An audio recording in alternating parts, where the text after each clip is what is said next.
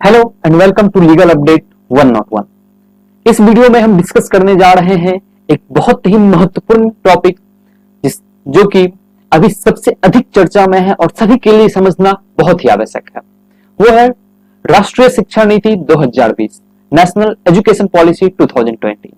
हाल में ही केंद्रीय मंत्रिमंडल ने राष्ट्रीय शिक्षा नीति 2020 को मंजूरी दे दी है, तो यह अत्यधिक आवश्यक है हम सभी के लिए समझना कि शिक्षा क्षेत्र में क्या क्या बदलाव किए गए हैं, क्या क्या महत्वपूर्ण कदम उठाए गए हैं।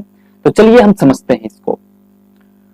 इस वीडियो में हम लोग समझेंगे कि ये इतना अत्यधिक चर्चा में क्यों है, इसकी पृष्ठभूमि क्या है, बैकग्राउंड क्या है इसका, इससे क्या क्या बदलाव किए जाएंगे शिक्षा क्षेत्र में।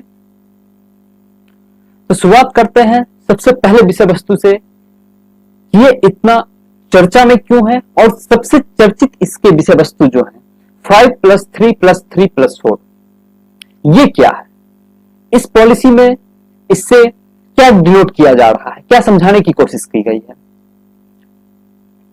तो ये जो 4 न्यूमेरिक का मैजिक नंबर है 5, 4, 3, 3, 4, तो इस 4 नंबर से प्री प्राइमरी से 12th तक के एजुकेशन को 4 स्टेज में डिवाइड किया गया है।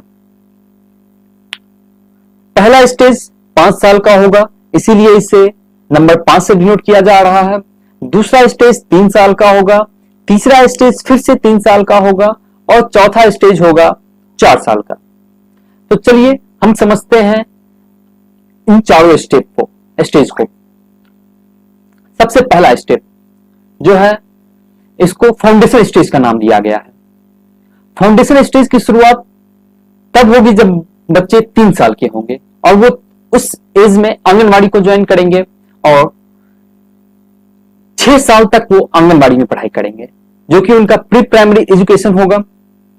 और उसके बाद क्लास 1 और क्लास 2। तो बेसिकली जो फाउंडेशन स्टेज है उसमें आंगनवाड़ी के 3 साल और क्लास 1 और क्लास 2 के 2 साल, 5 साल जुड़े होंगे। तो ये बच्चे वर्ष 3 से 8 तक में इसे कंप्लीट करेंगे। तो जब बच्चे फाउंडेशन स्टेज कंप्लीट कर चुके होंगे तो उनकी उम्र लगभग 8 साल होगी। तो प्राइमरी स्टेज जो होगा, फंडामेंटल स्टेज जो है, इसमें बच्चों को क्रिएटिविटी के थ्रू सिखाया जाएगा, लाइक स्पोर्ट्स से सिखाया जाएगा, पेंटिंग, आर्ट्स, इससे बच्चों को सिखाया जाएगा। जैसा कि हम जानते हैं प्राइमरी एजुकेशन में फिगर, अल्फाबेट, कार्टून, इससे सिखाया जाता है बच्चों को। तो प्राइमरी स्टेज और क्लास 1 और 2 को फंडामेंटल स्टेज का नाम दिया गया है। इसके बाद का स्टेज है प्रिपरेटरी स्टेज, जो कि 3 साल का होगा। इसमें कवर होंगे क्लास 3, क्लास 4 और क्लास 5। इस स्टेज में मैथ्स, साइंस और आर्ट्स की पढ़ाई होगी और वो की प्रैक्टिकल बेस्ड पढ़ाई होगी। मैथ्स, साइंस और आर्ट्स सभी सब्जेक्टों की प्रैक्टिकल बेस्ड पढ़ाई होगी, ताकि स्टूडेंट का ओवरऑल स्किल और अंडरस्टैंडिंग डेवलप हो सके। और स्टेज 2 जो कि प्रिपरेटरी स्टेज है, इस स्टेज तक की जो शिक्षा होगी वो ज्यादातर रीजनल लैंग्वेज में कराने की कोशिश की जाएगी, जिससे कि बच्चों में रीजनल लैंग्वेज की समझ और अंडरस्टैंडिंग आ सके, साथ ही साथ रीजनल लैंग्वेज प्रमोट भी हो सके। इसके बाद का जो अगला स्टेज होगा वो है मिडिल स्टेज, जो कि 3 साल का है। तीसरा अंक 5, 3, 3, 4 का तीसरा अंक 3, जो कि 3 साल का है। इसमें बच्चे 6, 7 और 8 की पढ़ाई करेंगे।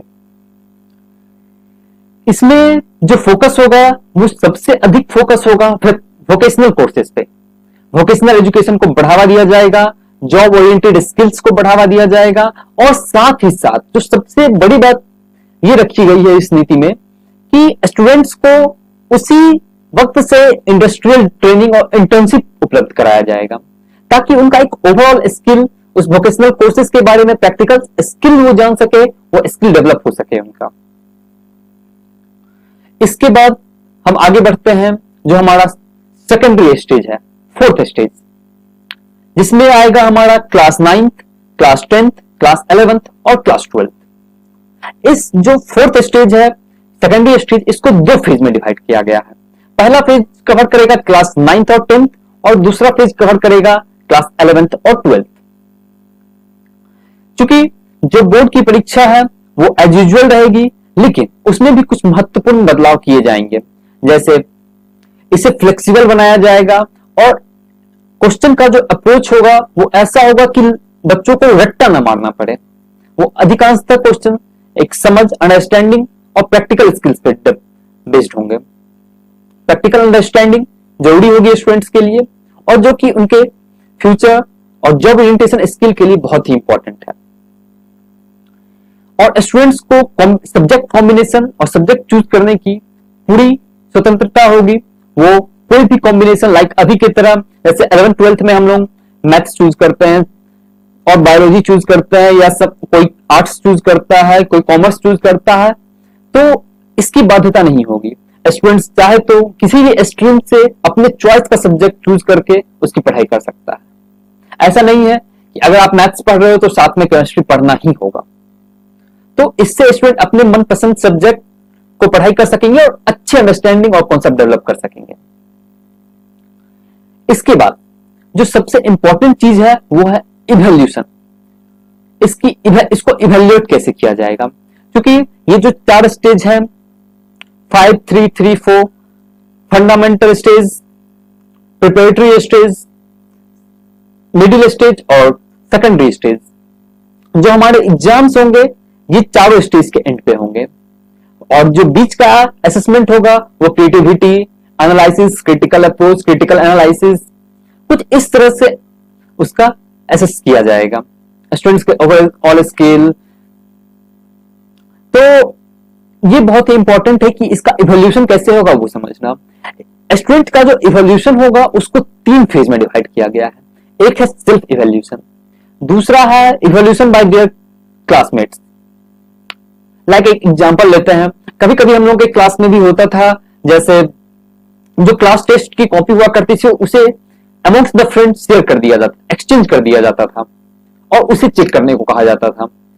तो इससे एक कंपटीशन भी बढ़ेगा और स्टूडेंट्स की का डेवलपमेंट भी होगा और वो एक बेटर अंडरस्टैंडिंग उनके पास आएगा कि वो क्या गलती कर रहे हैं और उसे कैसे वो डेवलप कर सकते हैं, सुधार सकते हैं। और जो फाइनल रिव्यू होगा वो टीचर के द्वारा होगा। तो चलिए अब हम बात करते हैं हायर एजुकेशन की। उसमें क्या बदलाव किए गए हैं, क्या चेंजेस लाए गए हैं। हायर एजुकेशन को होस्टेलिक मल्टी डिसिप्लिनरी अप्रोच पे बेस्ड किया गया है। इसमें जो करिकुलम होगा उसको फ्लेक्सिबल बनाया जाएगा।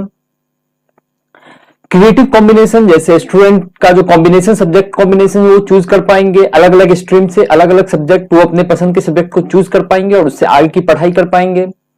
उसके बाद इंटीग्रेशन ऑफ वोकेशनल एजुकेशन, जो आपका हायर एजुकेशन का जो सब्जेक्ट होगा और जो आपके वोकेशनल कोर्स है उसको इंटीग्रेट करके आप आगे की डिग्री ले सकते हैं। और उसके बाद सबसे इंपॉर्टेंट है multiple entry and exit point. अभी के जो एजुकेशन सिस्टम है, जैसे अगर कोई स्टूडेंट ऑनर्स कर रहा है, ग्रेजुएशन कर रहा है और वो अगर बीच में छोड़ देता है, तो जब वो फिर से अगर दोबारा करना चाहता है तो उसे एक फिर से शुरुआत करनी होती है और तब जाकर के अगर वो कंप्लीट करता है पूरा सक्सेसफुली तो उसे डिग्री मिलती है। लेकिन अब जो ये नई एजुकेशन पॉलिसी है इसमें जो मल्टीपल एग्जिट और एंट्री पॉइंट बनाए गए हैं। सपोज कोई स्टूडेंट अंडर ग्रेजुएट कोर्स में एडमिशन लेता है और किसी कारण बस उसे 1 साल के बाद लीव करना पड़ जाता है, छोड़ देना पड़ता है कोर्स, तो उसे जो 1 साल की वो पढ़ाई करेगा उसके बेसिस पे उसे एक सर्टिफिकेट मिलेगा, लाइक सर्टिफिकेट कोर्स की डिग्री मिलेगी उसे।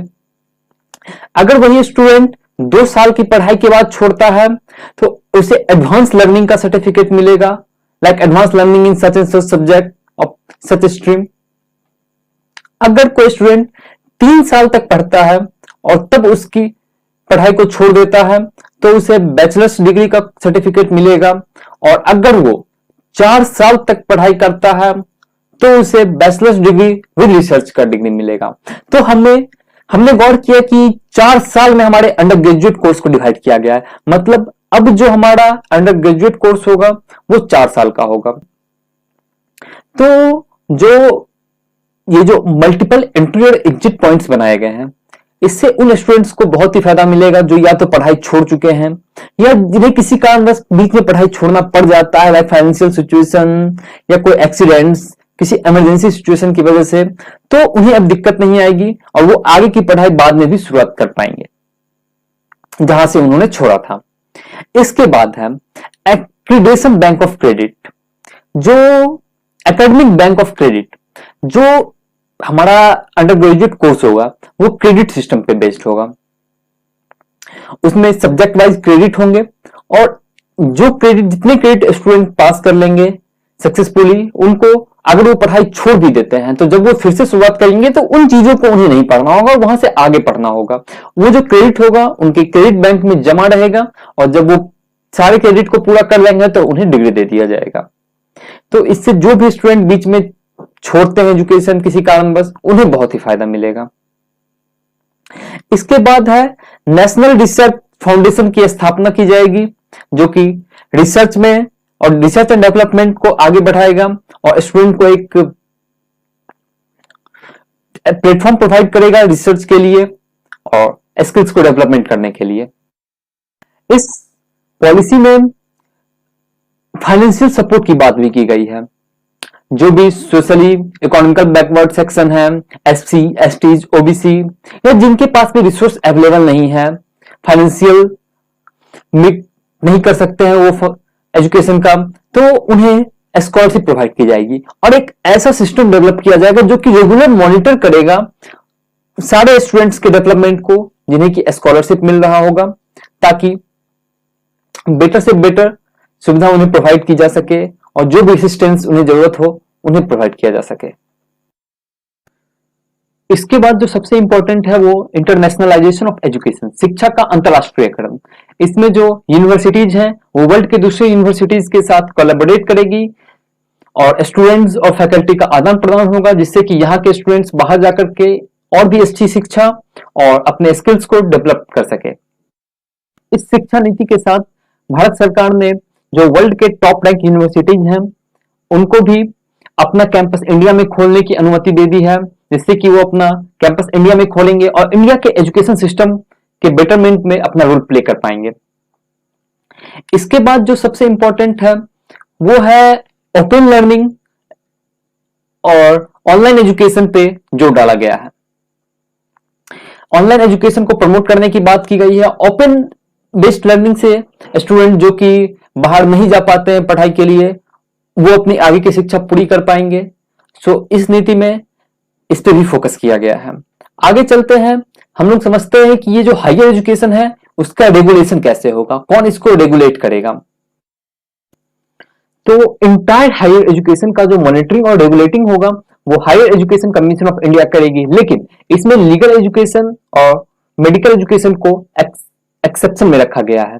इसको higher education commission of India नहीं करेगी, लीगल एजुकेशन को बार काउंसिल ऑफ इंडिया जैसे रेगुलेट करती आ रही है वैसे ही रेगुलेट करेगी।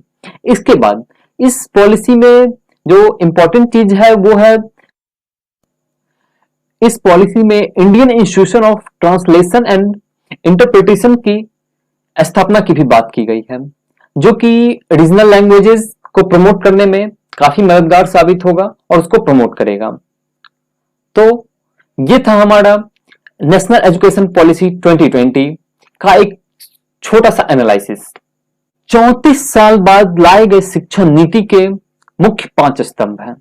पहला, एक्सेस, पहुंच, क्वालिटी, गुणवत्तापूर्ण, इक्विटी, समता, एफोर्डेबिलिटी, वहनीयता और अकाउंटेबिलिटी, जवाबदेहिता। यह नीति सतत विकास के 2030 के एजेंडे से जुड़ा हुआ है और इस नीति के प्रभाव से यह माना जा रहा है कि भारत जल्द ही ग्लोबल नॉलेज सुपर पावर बन जाएगा। अगर इस नीति का सही से इंप्लीमेंटेशन होता है तो हमें हमारे एजुकेशन में, हमारे पूरे एजुकेशन सिस्टम में चेंजेस, पॉजिटिव चेंजेस देखने को जरूर मिलेगी। तो आई होप ऐसा हो, इसका सही से इंप्लीमेंटेशन गवर्नमेंट करे और parents as well as education and school इसको सही से फॉलो करे, तो हमारे एजुकेशन सिस्टम जल्द ही बहुत जल्द सुधरेगी और इसमें बहुत सही बदलाव आएंगे। आई होप ये वीडियो आपको अच्छा लगा होगा। अगर आपने इस वीडियो से कुछ जाना और कुछ सीखा तो कृपया लाइक करें, सब्सक्राइब करें हमारे चैनल को और वीडियो को शेयर करना ना भूलें।